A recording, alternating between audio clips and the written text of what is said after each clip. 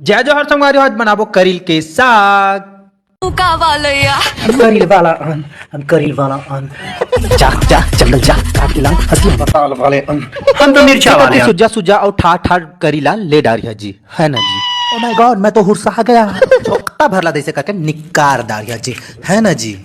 दैसे करके काट बोंग के बढ़िया सुगर लोढ़ा मत कुचर डारिया जी। ओ माय गॉड, करील क्या कन संभाला ले डारिया जी, है ना जी। करिया भैंसी के दही नहीं हुई तो भुरवा वाला के बिया चल जाए। दैसे करके भक ले कराही मा पानी जम्मो मोबाइल के रील ला दैसे करके बन्या सन दैसे तोप के बढ़िया सुगर उसनन दिया जी, है ना। बन्या सन उसना दे तो दैसे छू छू के देख ली हो चिमर हेदन बज्जर तेला। फिर दैसे करके भक ले तेला डार दी है जी। जम्मो अंदर फंदला दैसे करके डार दी है जी। फिर जम्मो 3-5 ला दैसे करके डार दी है जी। दैसे करके लाल बैला डार के नून ला पुरपुरवा के चाट डारिया जी।